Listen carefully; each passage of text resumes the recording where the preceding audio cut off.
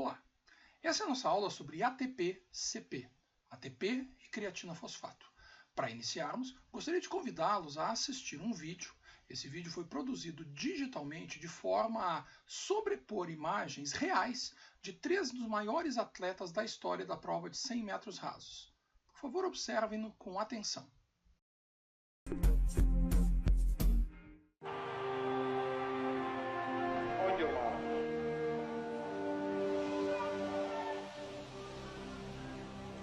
Set.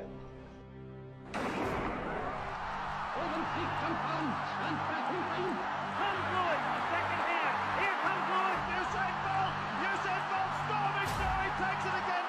Usain Bolt is the fastest man on the planet.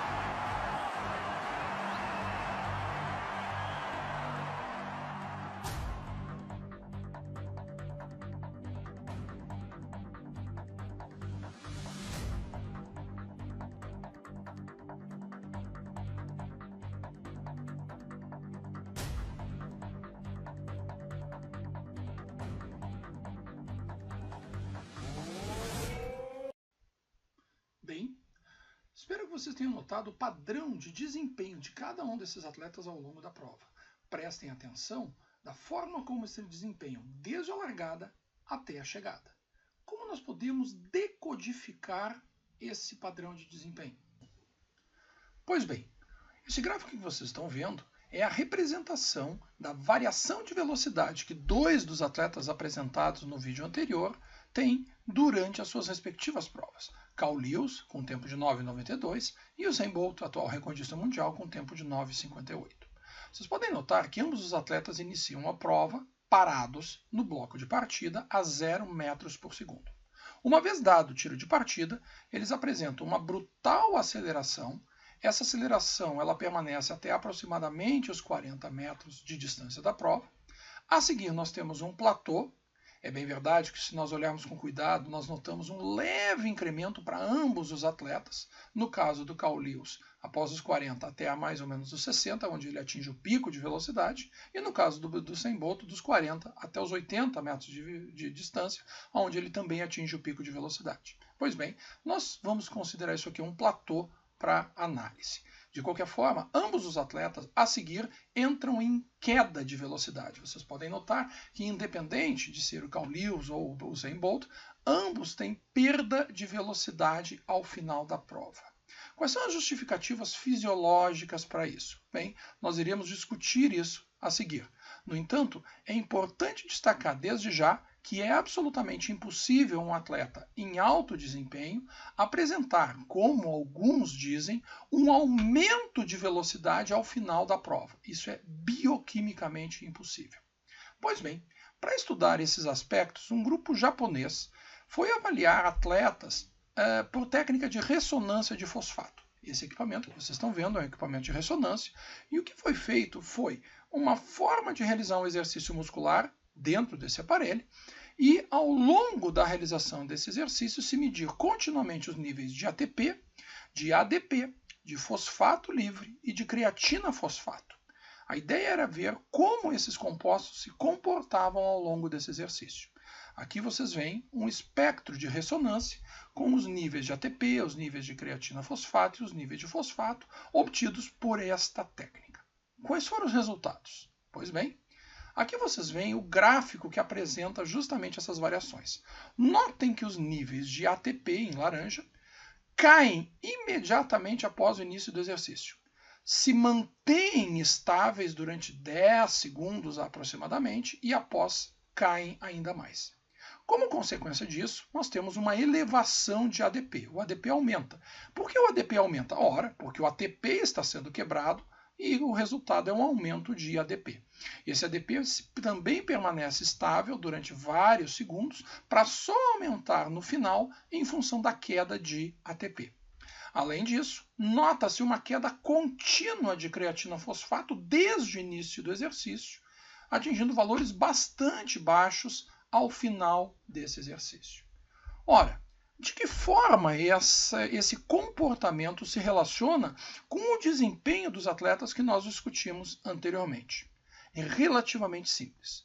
Pois bem, iniciamos com a quebra do ATP Tá? Esse ATP é hidrolisado por mecanismos que nós já discutimos e o resultado é a liberação de energia para a contração muscular e, portanto, para o desempenho desses atletas. O problema é que com a queda do ATP, com a quebra desse ATP, eu tenho um aumento de ADP. Esse aumento de ADP, ele ativa uma enzima que é a creatina quinase, a CK. Essa CK, por sua vez, vai quebrar a creatina fosfato. Com a quebra da creatina fosfato, eu tenho uma diminuição progressiva dos níveis de creatina fosfato e liberação de energia para quê? Para a ressíntese de ATP, fechando o ciclo. Ou seja, o gráfico que foi visto anteriormente apresenta justamente isso. O ATP é usado para liberar energia. Com isso, eu tenho um aumento de ADP que aumenta a atividade da creatina quinase e o resultado é a quebra da creatina fosfato, liberando energia e dessa forma mantendo os níveis de ATP estáveis ao longo do tempo. Na realidade, a função é manter esse sistema aqui continuamente ativo. Pois bem, o rendimento energético desse sistema é de 1 ATP por creatina fosfato. Cada creatina fosfato hidrolisada irá reconstituir 1 ATP. Bem, é importante que se conheça o que é creatina, para que possamos continuar a nossa discussão. A creatina é essa molécula aqui. Ela é formada no rim a partir de arginina, glicina e onitina, com a participação de metionina. Na realidade, formada por 3 aminoácidos, é considerada um tripeptídeo. Então aqui vocês podem ver a síntese em detalhe dessa creatina, da formação de creatina. No rim, ela é formada a partir, então, como já dito, de arginina, ornitina e glicina, e nesse processo se forma a creatina.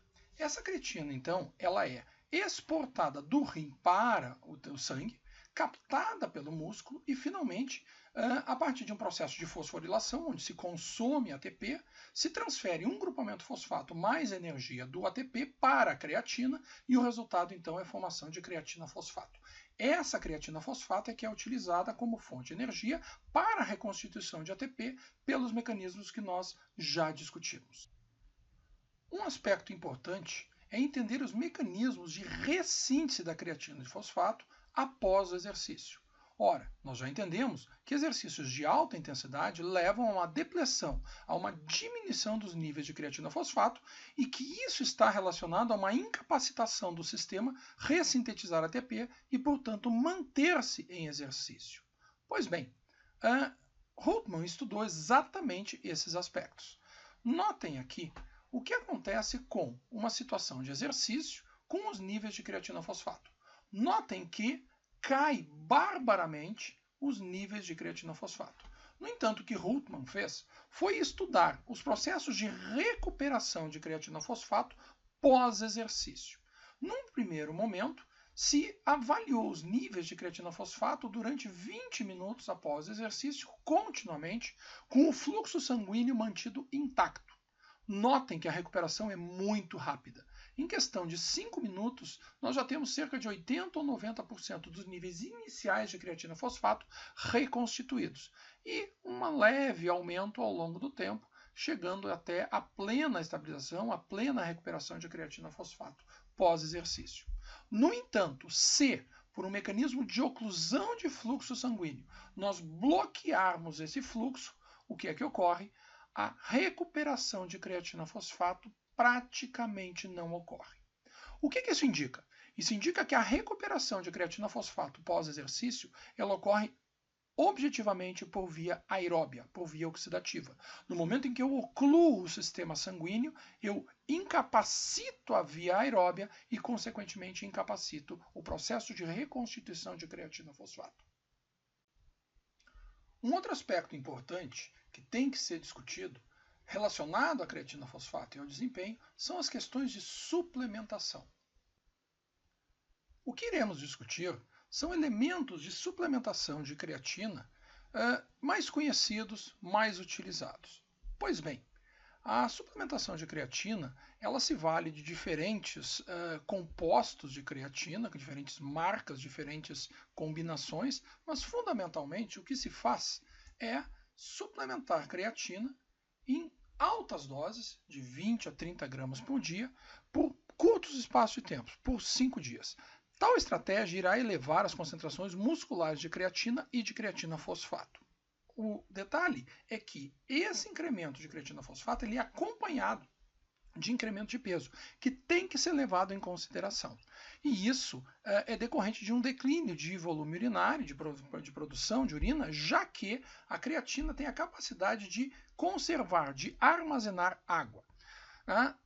Um aspecto que é importante, além disso, é entender que as técnicas de suplementação de creatina elas são mais eficientes se forem acompanhadas de carboidrato. Notem que os níveis de creatina total e de creatina fosfato aumentam quando essa suplementação é realizada com o acompanhamento de carboidrato. Então, este é realmente uma estratégia que é utilizada. No que diz respeito à perda a diminuição de volume urinário, isso é facilmente detectável. Esse estudo aqui publicado na Pharmacological Research em 2000 já mostrava isso.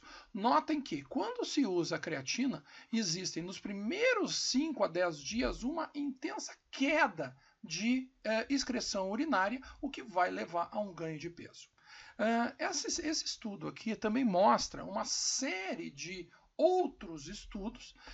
O fato é que com diferentes grupos, né, jovens, estudantes de educação física, atletas experientes, atletas escolares, com diferentes estratégias de suplementação e diferentes períodos, todos eles, sem nenhuma exceção, encontraram aumento na massa corporal. Aumento na massa corporal, não em termos de massa muscular, não, mas em termos de volume total às custas de retenção hídrica. Isso é algo que tem que ser levado em consideração.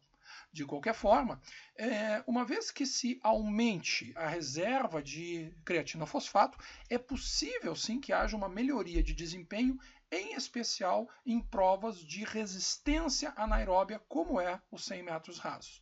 No entanto, sempre se deve pensar se esse ganho de desempenho ele não será compensado pelo ganho de massa corporal total que nós estamos discutindo nesse momento. Pois bem, as mensagens finais que nós temos que dar a esse respeito são: 1. A creatina é um tripeptídeo formado no rim a partir de onitina, arginina e glicina. As suas reservas são de 4 a 5 vezes maiores do que a de ATP. O ATP é na ordem de 5 milimolar, ao passo que o nível de creatina fosfato é da ordem de 25 milimolar. E isso é importante para manter a reconstituição de ATP em exercícios de alta intensidade. A creatina fosfato é a via mais rápida de ressíntese de ATP que nós iremos estudar. E, finalmente, a ativação da via da creatina fosfato é feita pelo aumento de ADP, decorrente do próprio metabolismo do ATP. Essas são as referências que utilizamos para essa aula. E por hoje é só. Até a próxima!